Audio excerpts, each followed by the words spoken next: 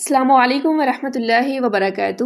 دورہ قرآن کی آج تیسری کلاس کا ہم آغاز کریں گے۔ پچھلی دو کلاسز میں ہم نے پہلا اور دوسرا پارہ مکمل کیا۔ آج انشاءاللہ ہم تیسرا پارہ اس کا آغاز کرتے ہیں۔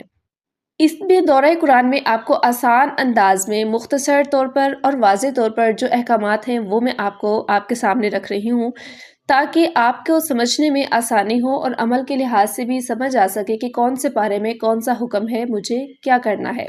ویسے تو اگر قرآن مجید کی ایک آیت کی ہی تشریح لی جائے، قرآن مجید اس قدر فصیح و بلیغ زبان میں ہے کہ ہم ایک آیت کی تشریح کو لے کر بیٹھیں تو شاید کتنا ہی وقت لگا دیں ہم ایک آیت کو سمجھنے میں۔ ہم قرآن کا حق ادا نہیں کر سکتے، نہ ہی اس کو مکمل سمجھ سکتے ہیں۔ کوئی بھی انسان یہ نہیں کہہ سکتا، بڑے سے بڑا عالم ہی کیوں نہ ہو، کہ ہاں قرآن کی فلاں صورت یا فلاں آیت جو ہے اسے میں نے مکمل طور پر سمجھ لیا ہے۔ لیکن ہم مختصر طور پر اپنی آسانی کے لیے کہ کتنا ہی ہم جو ہے اس کو سمجھ سکیں، اپنی زندگی میں شامل کرنے کے لیے کچھ احکامات کو لے کر چلتے ہیں۔ مختصر خلاصہ کے طور پر تیسرا پارہ آپ کے سامنے رکھوں گی انشاءاللہ، جس میں چند ایک مسائل کا ذکر کر کے ہم اپنی زندگی میں شامل کر سکتے ہیں۔ اعوذ باللہ من الشیطان الرجیم، بسم اللہ الرحمن الرحیم۔ تیسرا پارہ تلک الرسل سے سٹارٹ ہوتا ہے۔ تیسرے پارے کا اگر ہم عنوان دیکھ لیں، یعنی اس کا ٹاپک جو ہے، سٹارٹ اس کا کہاں پر ہے اور اس میں مین کیا چیز ہے، تو وہ تین چیزیں ہیں۔ نمبر ایک، اللہ تعالیٰ نے ایمان کی پختگی پر زور دیا ہے۔ دوسرے نمبر پر حلال رزق پر زور دیا ہے، اور تیسرا توحید کامل پر یعنی عقیدے پر۔ سٹارٹ کے پارے جو ہیں یہ عقائد کی زیادہ درستگی والے ہیں۔ اس میں مسائل کی اتنی تشریح واقعات یہ زیادہ تر موجود نہیں، کیونکہ قرآن کا سٹارٹ جو ہے وہ پہلے انسان کو پاکیزہ کرنے، اس کی سوچ کو صاف کرنے، اس کے عقیدے کو صاف کرنے، اسے تیار کرنے کے لیے ہے۔ جیسے ایک سونے کو بھٹی میں ڈالا جاتا ہے تاکہ میل کچیل دور ہو جائے، تب ہم اس کے زیورات بنائیں گے۔ اسی طرح اللہ تعالیٰ شروع کے پاروں کے لحاظ سے انسان کو اس بھٹی سے گزارتے ہیں تاکہ وہ ہر لحاظ سے اپنے عقائد درست کر لے، خود کو تسلی دے لے، حوصلہ دے لے، اپنی اقسام دیکھ لے کہ مجھے کس راستے پر چلنا ہے، اور پھر آگے تفصیلی طور پر احکامات اور مسائل موجود ہیں۔ تو تیسرا پارہ جو ہے یہ ایمان کی بنیادوں کو مضبوط کرنے والا پارہ ہے۔ اس میں اللہ کی قدرت کا وہ تعارف موجود ہے جو کائنات کی کسی کتاب میں نہیں۔ اس میں معاشی پاکیزگی جیسا کہ سود سے بچاؤ کا خاص طور پر وہ حکم ہے جس پر انسانیت کی بقا ہے۔ تو آئیے ہم اس عزم کے ساتھ شروع کرتے ہیں کہ ہم صرف سنیں گی نہیں بلکہ اپنے عقیدے اور اپنے مال کی اور اپنے سوچوں کی اصلاح کریں گی۔ تیسرے پارہ میں اگر ہم مسئلہ نمبر 1 میں دیکھیں تو سب سے پہلے ہمیں اس میں آیت الکرسی جیسی فضیلت رکھنے والی آیت ملتی ہے، جس کی بہت زیادہ فضیلت ہے۔ اس آیت کو اگر ہم سمجھنے کے لیے میں سمجھتی ہوں کہ پورا ایک مہینہ ہی لگا دیں تو شاید کم ہوگا۔ اس میں بہت کچھ چھپا رکھا ہے اللہ تعالیٰ نے، لیکن ہم اسے تھوڑا سا مختصر کر کے دیکھیں گے۔ اگر ہم اس کو غور سے پڑھ لیتے ہیں تو آیت الکرسی ایسا سمجھے کہ اللہ تعالیٰ کا مکمل تعارف ہے، لیکن انسان کا علم ناقص ہے، وہ اس قدر نہیں سمجھ سکتا، کوشش ضرور کر سکتا ہے۔ آیت نمبر 255 سے یہ سٹارٹ ہے۔ یہ قرآن کی سب سے عظیم ترین آیت ہے۔ اس میں اللہ تعالیٰ کی صفات کا ایک سمندر چھپا ہوا ہے، جس میں ایک لفظ صرف الحی القیوم، اگر ہم اسی کی لے کے بیٹھ جائیں تو شاید اس کی تشریح بہت لمبی ہو جائے۔ الحی القیوم کا ذکر ہے۔ حی یعنی وہ خود زندہ ہے، اور قیوم وہ پوری کائنات کو سنبھالے ہوئے بھی ہے۔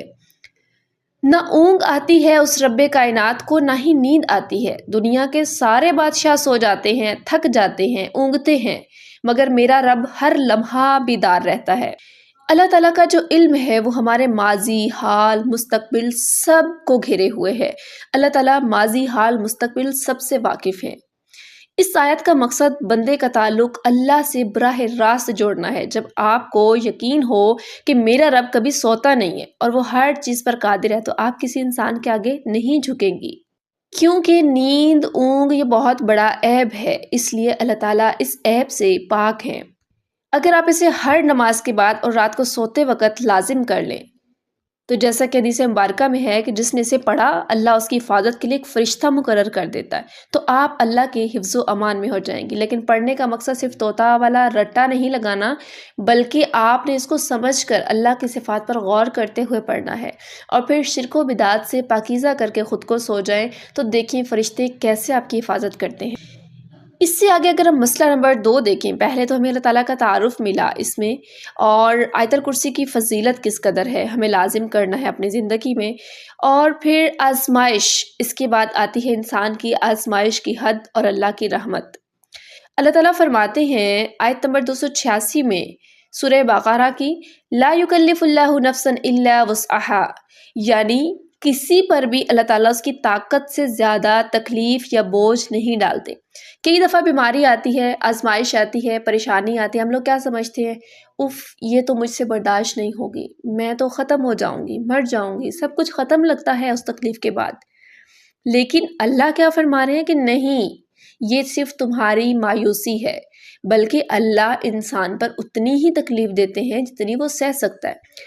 ابھی آپ اگر اپنے ماضی پر نظر دوڑائیں تو کتنے ہی ایسے واقعات، کتنے ایسے حادثات آپ کی زندگی میں گزرے ہوں گے جب آپ نے خود کو بالکل اینڈ سمجھا ہوگا کہ بس اب میری زندگی کا اینڈ ہے، میں برداشت نہیں کر سکوں گی، بس اب ختم ہو چکا، اب اور سہنے کی طاقت نہیں ہے، صبر جواب دے رہا ہے۔ لیکن پھر آپ دیکھیں کہ ابھی آپ یہاں پہ موجود ہیں، یعنی آپ اس لمحے سے گزر گئیں، آپ نے وہ برداشت کر لیا، آپ نے وہ تکلیف سہ لی۔ تو اللہ تعالیٰ کی یہ خوبصورت آیت کہ اللہ تعالیٰ کسی پر بھی اس کی طاقت سے زیادہ بوجھ نہیں ڈالتے، تو آپ نے یہ نہیں کہنا کہ میں ختم ہو گئی، بس ہمت ہار دی میں نے، بلکہ یہ سوچنا ہے کہ میرے رب نے یہ بوجھ ڈالا ہے تو مجھے اس کی سہنے کی ہمت بھی عطا کی ہوئی ہے۔ یہ آیت اگر آپ سمجھیں تو نفسیاتی بیماریوں کا علاج ہے۔ بے صبری کی بجائے اس مشکل سے اللہ سے اجر کی امید رکھیں، کیونکہ وہ آپ کی ہمت سے بڑا امتحان کبھی نہیں لے گا۔ تو یہ آیت بہت بڑا سبق سکھاتی ہے، آپ کی زندگی بدل رکھنے کی طاقت رکھتی ہے۔ مسئلہ نمبر 3 میں آیت نمبر 275 سے 281 تک اگر آپ دیکھیں تو سود کی تباہ کاریوں کا ذکر ہے۔ سود کو اللہ تعالیٰ نے اللہ اور اس کے رسول سے جنگ قرار دیا ہے۔ سود یعنی کسی بھی رقم پر، کسی بھی چیز پر دے کر اس کے اوپر اضافی کچھ منافع لینا، بغیر کسی کاروبار کے، بغیر کسی بزنس کے۔ یاد رکھیں سود اور کاروبار میں بہت زیادہ فرق ہے۔ آپ کا وہ منافع حلال ہے طریقہ تبدیل ہونے پر، تو جو سود ہے، جیسے لوگ بینک میں اپنی رقم رکھوا رہے ہیں، کچھ ایسی جگہ انویسٹ کر رہے ہیں جہاں پہ انہیں کوئی خبر تک نہیں ہے کہ اس پیسے سے کیا کیا جا رہا ہے، کیا نہیں کیا جا رہا، اور ہمیں اتنی رقم بھی اس کے اوپر اضافی مل رہی ہے بغیر کسی کام کے۔ تو سود اللہ تعالیٰ نے فرمایا کہ لینا، دینا، لکھنا، اس کی تمام گواہی کرنے والے سب جتنے اس میں شامل ہیں، یہ سب کے سب جو ہے وہ عذاب کے مستحق ہیں، اور یہ سب کا سب حرام ہے۔ بات ہی ختم ہو گئی جب اللہ نے اسے اپنے اور اپنے رسول صلی اللہ علیہ وسلم کے خلاف اعلان جنگ قرار دے دیا۔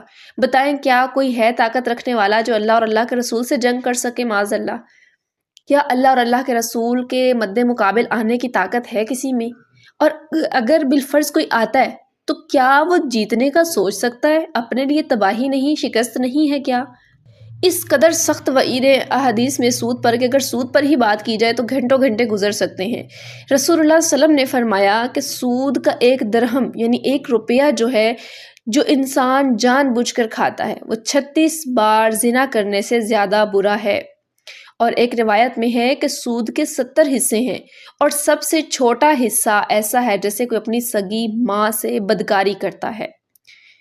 اللہ اکبر، اس قدر سنگین وعید اور اس قدر سنگین گناہ ہے، شاید یہ بولتے وقت لگتا ہے کہ اس سے بڑا کوئی گناہ ہی موجود نہ ہوگا۔ تو سود انسان کے دل کو سنگ دل کر دیتی ہے، مال کو بے برکت کر دیتی ہے۔ حرام مال سے پلا ہوا جسم دوزخ کی آگ کا ہی حقدار ہے۔ اسی کے ساتھ آگے جو اگر ہم ریلیٹڈ اس سے ہی بات کریں، مسئلہ نمبر 4 ہم اس کو کر لیتے ہیں کہ حرام مال اگر کوئی کھاتا ہے تو اس کی دعاؤں کی محرومی ہے۔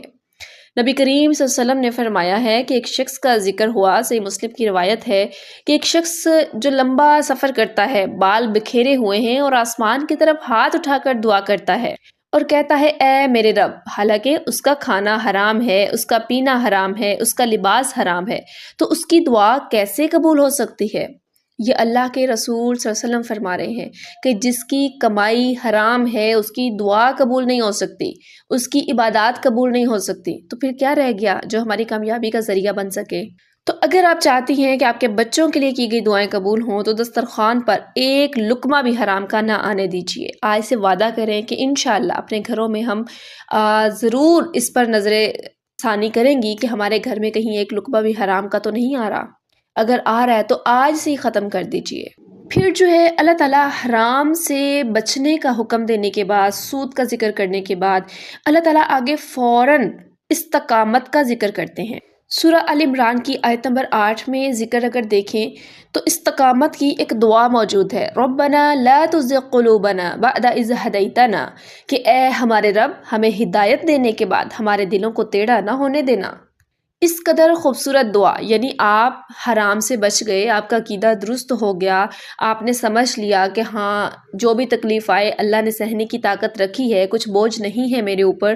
یہ سب کرنے کے بعد اب اس پر استقامت بھی تو ضروری ہے، اور کوئی بھی عمل ہے وہ چاہے چھوٹے سے چھوٹا عمل کیوں نہیں، اگر اس میں استقامت نہیں ہے تو پھر وہ عمل کسی کام کا نہیں۔ تو ہمیشہ اپنے لیے دین پر قائم رہنے کے لیے اور ہمیشہ اپنے اعمال کی قبولیت کے لیے اور خاتمہ ایمان پر چاہنے کے لیے ہمیں استقامت کی یہ دعا اپنی زندگی میں لازمی شامل کرنی چاہیے۔ ہر نماز میں آپ یہ دعا کریں، سجدے میں یہ دعا کریں، تشہد میں جب درود ابراہیمی کے بعد آپ دعائیں پڑھتی ہیں، سلام پھیرنے سے پہلے یہ قبولیت کا لمحہ ہوتا ہے، اس میں یہ دعائیں شامل کریں۔ جب بھی کوئی نیکی کی، کوئی اچھا عمل کیا، فوری طور پر یہ دعا پڑھیں، اپنے بچوں کو بھی سکھائیں یہ دعا، تاکہ ہر ایک کو یہ سعادت نصیب ہو کہ جو کوئی اس نے عمل کیا وہ قبولیت کا درجہ بھی پا لے اور اس کے بعد استقامت کا درجہ بھی مل جائے۔ اصل کامیابی یہی ہے کہ انسان کا خاتمہ بھی ایمان پر ہو، کیونکہ ہم وقتی طور پر نیکیاں کر رہے ہیں لیکن ہم نہیں جانتے کہ ہمارا اخروی نتیجہ اس کا کیا ہے۔ انسان کا دل بہت کچا ہے، اگر آج ہم نیکی کی محفل میں ہیں تو کل شاید گناہ کی طرف مائل ہو جائیں۔ تو یہ جو دعا ہے ہمارے لیے لازمی ہے، اسے اپنی ہر نماز میں لازمی آپ نے شامل کرنا ہے انشاءاللہ۔ ہدایت ملنا بڑی بات نہیں، ہدایت پر مرنا سب سے بڑی بات ہے۔ اس کے بعد اللہ تعالیٰ جو ہے وہ استقامت کی دعا کے بعد اللہ تعالیٰ ذکر فرماتے ہیں، آیت نمبر 261 سے 274 تک جو خلاصہ ہے وہ ہے انفاق۔ انفاق کہتے ہیں خرچ کرنا، اللہ کی راہ میں دینا۔ اللہ تعالیٰ یہاں پر فرماتے ہیں کہ اگر تم جو ہے وہ کسی پر خرچ کرتے ہو تو پھر احسان نہیں جتلانا۔ آپ خود بھی اپنی زندگی میں دیکھیں کہ احسان اگر کوئی جتلا دے تو آپ کو کیسا فیل ہوتا ہے۔ تو اللہ کی راہ میں خرچ کرنے سے ایک تو بہت زیادہ برکتیں ہیں۔ پچھلی کلاس میں میں نے آپ کو اس کا سمجھایا تھا کہ برکت کیسے ہوتی ہے۔ رزق میں برکت یہ نہیں ہوتی کہ آپ جو ہے آپ کے پاس بالفرض 100 روپیہ ہے تو وہ 200 بن جائے، 400 بن جائے، لیکن اللہ تعالیٰ آپ کی اس کم قیمت میں اتنی برکتیں ڈال دیتے ہیں کہ آپ کے مسائل اور اخراجات جو ہے وہ کم ہو جاتے ہیں، اور آپ کی اتنی رقم اتنے زیادہ مسائل کو حل کر سکتی ہے جتنی آپ کی اس سے زیادہ رقم کرنے والی تھی۔ تو اللہ کی راہ میں ایک تو خرچ کرنے کا ذکر ہے، اور اس میں سے پھر برکتیں ایک مثال کے طور پہ جیسے آپ نے ایک بیج لگایا ہو اور اس بیج میں سے 700 دانے اگر نکل آئیں تو پھر کیسا ہوگا۔ لیکن شرط یہ ہے کہ پھر دے کر احسان نہ جتلایا جائے۔ کسی کو صدقہ دے کر اسے جتانا ایسا ہی ہے جیسے کسی کے زخم پر نمک چھڑکنا۔ نیکی کریں اور اس کو فوری طور پہ بھول جائیں، یہی اصل نیکی ہے جو قبولیت کا درجہ پاتی ہے۔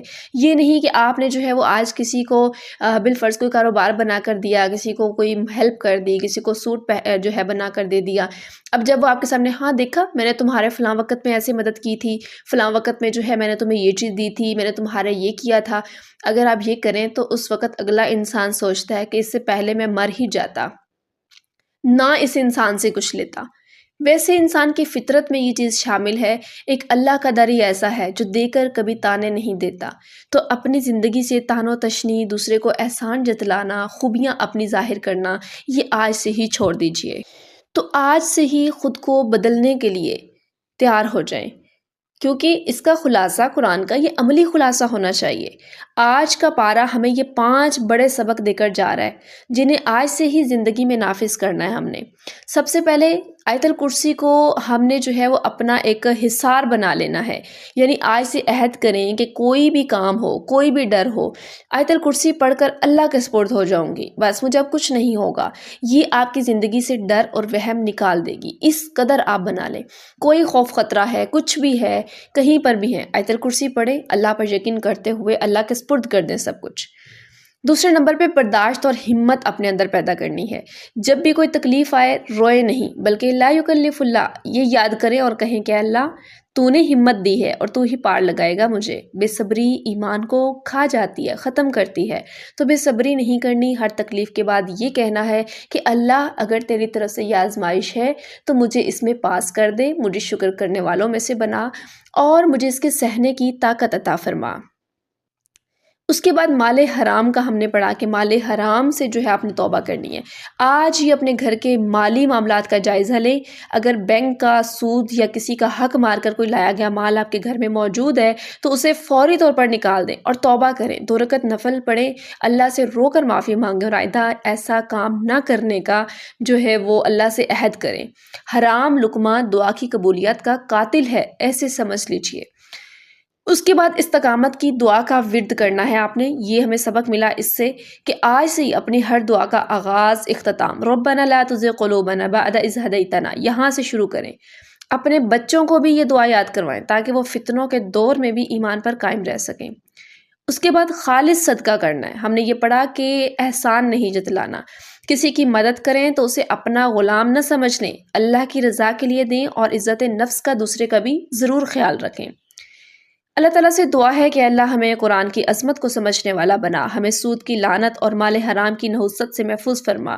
اے اللہ ہمارے دلوں کو ہدایت کے بعد ٹیڑھا نہ ہونے دینا، ہمیں آیت الکرسی کے یقین کے ساتھ جینے کی توفیق عطا فرما۔ اے اللہ ہماری دعاؤں میں وہ اثر پیدا کر دے جو صرف حلال رزق کھانے والوں کو ملتا ہے، ہمیں آخری سانس تک اپنے دین پر ثابت قدم رکھ، آمین یا رب العالمین۔